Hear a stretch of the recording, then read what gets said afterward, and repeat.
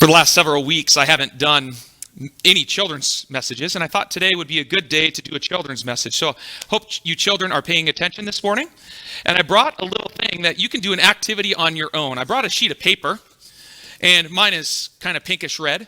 You could use any sheet of paper, but the reason why I chose pink or red is because I want to make a heart for you today. So the best way to make a heart is you fold your sheet in half like this.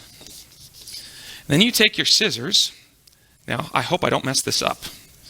Let's see. Cut up a little bit. You can always have your parents help you. You cut around. You make kind of this teardrop type shape. Let's see if it turned out well. I think that looks like a pretty good heart. You know, it's Mother's Day, and I think moms like hearts, right?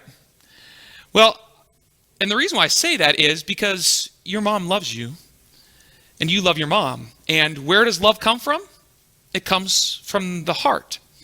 But there's also a lot of things that affect our heart. You know, all those times that you have those feelings when you feel sad or feel lonely? A lot of times that comes also from the heart. And so with this activity, every single thing that you think of that's lonely, you cut a little piece of the heart out.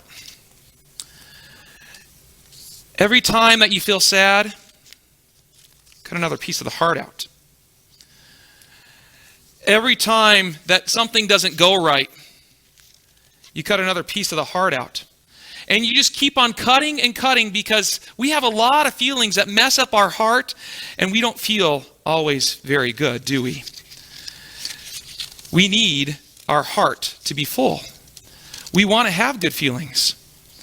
But what happens is, because our heart is filled with all those feelings, there's a lot of holes in our heart. And it looks broken.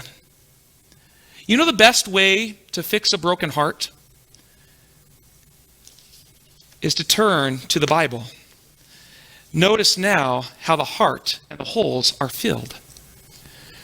Every time that you are sad and lonely, turn to the Bible.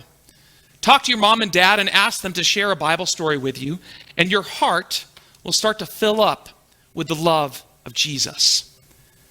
Today, in the sermon, in just a few minutes, that's what I'm going to be talking about. Jesus says, do not let your hearts be troubled. You believe in God, believe also in me. Every day, every moment that you feel lonely or troubled, turn to Jesus. And another way that you can do that by not just turning to the Bible is you can turn to him in prayer. Please join me in prayer now. Dear Jesus, there are so many feelings that we're going through today, every day. Loneliness, sadness, anger, all of these things of disappointment and loss. But dear Lord, the only way that we can fill all those holes up in our heart and make us feel better is to turn to you, and you fill our hearts. We thank you for being there every day of our lives where we can turn to you in prayer, turn to your word, and study what you have told us in the Bible so that we can grow closer to you and always have our hearts filled. We thank you, dear Jesus. Amen.